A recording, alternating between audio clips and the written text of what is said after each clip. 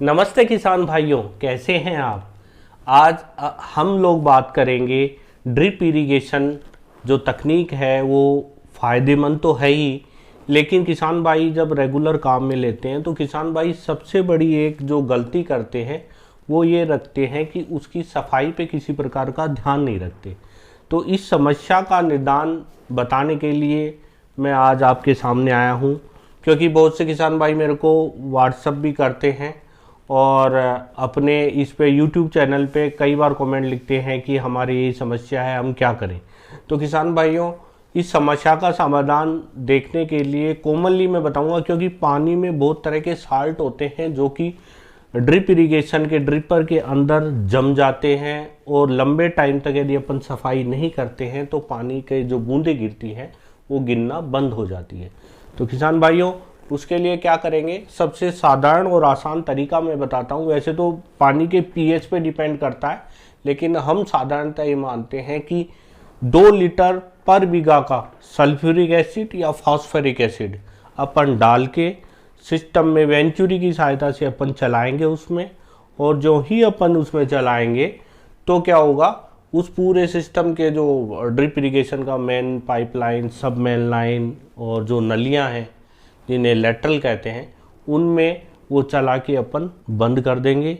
Last तक पहुंच गया वो एसिड, ऐसा ध्यान रखेंगे और उसको 24 घंटे के लिए बंद करके और फिर अपन उसको पूरा सब कुछ एंड कैप और सब कुछ खोल के उसको फ्लश कर देंगे। अब बात करते हैं किसान भाइयों, H2SO4 सल्फ्यूरिक एसिड या फिर फॉस्फेरिक एसिड क्यों। देखो, यदि आपका खुला खेत है, मतलब आपने किसी प्रकार का कोई उसमें सब्जी नहीं लगा रखी और फर्स्ट टाइम लगा रहे हैं, तो उस कंडीशन में आप ये करेंगे कि 2 लीटर फॉस्फोरिक सल्फ्यूरिक एसिड लेके उसमें पानी के अंदर डाल देंगे उसको और फिर उसको चढ़ा देंगे। उससे ये होगा कि पौधे को किसी प्रकार, क्योंकि खेत में तो कोई पौधे रहेंगे नहीं आपके, तो आपको किसी प्रकार का नुकसान नहीं होगा। इसी प्रकार किसान भाइयों, अपन यदि बात करें फॉस्फोरिक, जैसे आपका खेत में फसल खड़ी है, उस टाइम चोकिंग का इशू आ, तो किसान भाइयों जैसा कि अपन खेत के अंदर फसल खड़ी हो तो फास्फोरिक एसिड डालेंगे, और वो भी जनरली देखो वो डीएपी का सब्स्टिट्यूट है, फास्फोरस का सब्स्टिट्यूट है, तो उसको अपन पानी के अंदर डाल के वो चढ़ा देंगे। अब पर्सन यही वापस यही आता है कि कितना लीटर, तो 2 लीटर लिक्विड में आता है, 2 लीटर उसको भी लेके अपन डाल सकते हैं। जनरली जो पीएच की वैल्यू है वो 3 से नीचे लेके आते हैं। किसान भाइयों के पास ना तो पीएच मीटर होता है ना लिटमस पेपर होता है। कोशिश कीजिए, मेडिकल की शॉप होती है जहाँ दवाइयाँ मिलती है इंसानों को देने के लिए, वहाँ पे जाके लिटमस पेपर मांगेंगे तो 20-30 रुपए का आपको वो दे देगा। तो लाके वो आप कलर चेंज करके आप समझ जाएंगे कि क्या लिटमस पेपर होता है। फिर भी यदि नहीं हो तो आप 2 लीटर डालिए, 3 पीएच मान के और उसमें डालिए। और किसान भाइयों, इसमें जो सावधानी आप लोगों को रखनी है, एक तो अपनी फसल की सुरक्षा का ध्यान रखना है, कभी ऐसी कोई गलती नहीं करें अपन, और इसके बारे में जानकारी प्राप्त करें और उसके बाद करें। मेरे स्क्रीन पे नंबर चल रहे हैं, यदि आपको और जानकारी प्राप्त करनी हो तो इस पर कॉल कर सकते हैं, मेरे से पूछ सकते हैं कि कैसे क्लीनिंग करूं, तो मैं पूरा प्रोसीजर आपको बता दूंगा।